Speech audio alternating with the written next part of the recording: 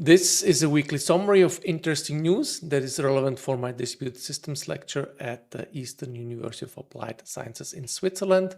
My name is Thomas Bocek, and today we will discuss 4 topics. The first topic is about how AI is disrupting traditional software engineering patterns, and there are a bunch of articles I want to talk about. And this article is about Bun, a JavaScript runtime now owned by Anthropic, has been rewritten from Zig to Rust. The team merged around 1 million lines of new code across roughly 2,000 modified files, with only a few thousand lines removed. And the team reports the new version passes 99.8% of the existing test suite, and that the binary shrinks by around 3 to 8 megabytes. And the stated reason for the move is memory safety. Bun had a history of memory leaks in production, and Rust's compiler catches a large class of these bugs at build time, use of the free, double free, and forgot to free on error paths. Performance is reported as neutral to better, and the team notes the architecture and data structures stayed the same. What makes this report stand out is the method. Almost all the code was written by an AI agent, and commits this large are effectively impossible for a human to review. And critics also note that some tests appear to have been modified, so the Rust version passes them, and new bug reports are appearing that did not exist in the Zig version. And there is also an ecosystem split. Zig has a strict no AI contribution policy and will not accept AI generated code upstream. Bun maintains its own fork of Zig with changes it cannot merge back. Worth noting, Bun has been a financial supporter of the Zig Software Foundation. Thanks, Dominic, for the pointer, by the way.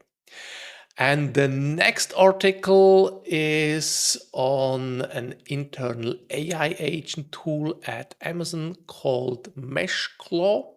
It lets employees build agents that connect to workplace software and act on their behalf. For example, triggering code deployments or posting in Slack. And the company says thousands of staff use it to automate repetitive tasks each day. And the bigger story here is incentive. Amazon sets targets for more than 80% of developers to use AI each week, and started tracking token consumption on internal leaderboards. Employees say this pushed some colleagues to run agents on pointless work just to inflate their numbers. The company says these token stats will not be used in performance reviews. The same pattern has also been reported at other companies such as Meta. And I think this kind of tooling pushes innovation forward, but if done wrong, with huge implications. The first concern is security. These agents are granted permissions to deploy code, read email, and post in chat. However, here as well, the developer running or instructing the AI agent is responsible for that. So if you use AI tools, use them responsible. There is no my agent deleted the database. There is only I deleted the database. And the last article here goes also in the direction of the Zig Rust debate.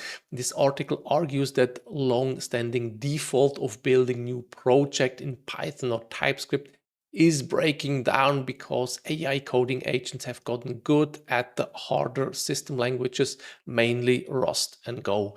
And the case the article makes is mostly architectural. For years, teams picked Python or JavaScript because the ecosystem were huge and the ramp up was fast. Now, agents are closing the speed gap on Rust and Go, partly because those languages have strong type systems and timed compiler feedback loops, which gives an agent something to self-correct on every iteration. And the hardest language for humans turned out to be among the easiest for agents. Now, this applies for Rust. And the point about ecosystem matters most for anyone building services. A lot of people think of as the Python ecosystem is already Rust underneath. The fast data libraries, the JSON parser, the tokenizers, they are written in Rust with a thin Python layer on top. Even the Python tools developers use every day, like linters, package managers, and bundlers, are being rewritten in Rust. So when you install a fast Python package, you are often just calling Rust through a wrapper. And the article argues that the wrapper itself is becoming the slow part. The takeaway from the article is that the constraint that shaped 20 years of language choice, humans write the code and humans are slow at low-level language, is the constraint that is being lifted. And for me, currently, I am using Go as the language is very easy to read, and I mostly read code these days, and I let the code generate by AI agents. The next article here, this is about supply chain attack on a widely used NPM package from the TenStack project. Dozens of packages were compromised, reaching millions of weekly downloads. And the interesting part for anyone running a build pipeline is how it happened and why a cryptographic signature did not save anyone here. The attack chained 3 failures. A workflow set to run on pull request events gave forked code access to the base repository's permission, so an attacker pull request executed inside a trusted environment. That code then attacked the build cache, writing tempered files under the exact key the release workflow would later look up. Hours later, a normal push to main triggered the release pipeline, which loaded the compromised files. And those files extracted the publishing token from the runner's memory and pushed tempered packages to the registry, all signed with a valid build attestation. And that is the part the article presses hardest on. The packages carried valid signatures and they were genuinely built by the right pipeline, but the pipeline itself was compromised. The trust model proved the package came from the right workflow. Once installed, the payload harvest cloud credentials, Git tokens, Vault tokens, Kubernetes service, account tokens, and SSH keys. And my SA project group used this exact stack, and in the review meeting, we checked whether the repos were exposed. And if you see a stack being compromised that you use, go and check immediately. And there is another article, the following here. I want to point out how AI has changed the competitive security scene. Agents now solve what humans were solving, but that goes both ways. Bugs get found and fixed faster, and the same capture the flag style agents will increasingly run against code before the release to harden the software, not just after, as it seems that we have today with many packages. The next article, it's the following article here. I'm a big fan of UUIDs as primary keys in databases, and this article explains why trace IDs in distributed tracing are 128 bits long. A trace ID is the identifier attached to a request as it passes through the system. One user click might pass through 20 services, and the trace ID is the thread that ties all the log entries and spans back to the same original request. And the first design decision is, why not just use an incrementing counter? The answer is coordination. A counter forces every service to ask a central server for the next number and remember the previous one. And to avoid that, trace IDs are generated randomly and independently by each service with no coordination at all. And the cost of skipping coordination is that 2 services might pick the same number. And in order to avoid that, you have to have a certain length of that random space. And the article walks through the birthday paradox to show why intuition fails here. In a room of 23 people, the chance that two share a birthday is already over 50%. And the same math applies to trace IDs. The collision probability does not depend on the size of the space directly. It depends on the square of how many IDs you have generated divided by the size of the space. So if you generate 10 times more IDs, you have 100 times higher chance that IDs could collide. And here plugging in the numbers of 64 bits, that looks huge, about 80 quintillion possible values. But if you have a billion trace IDs, the collision risk is already nearly 3%. And at 10 billion, it is essentially guaranteed. And reasonably large companies can hit a billion traces. 128 bits pushes the same calculation so far out that even a quintillion IDs, the collision probability is effectively zero. And the follow-up question is, why not go to 56 bits? And here the answer is from this article is about efficiency. Every trace ID is propagated on every request between services. It's stored, it's indexed in every backend and written to every log.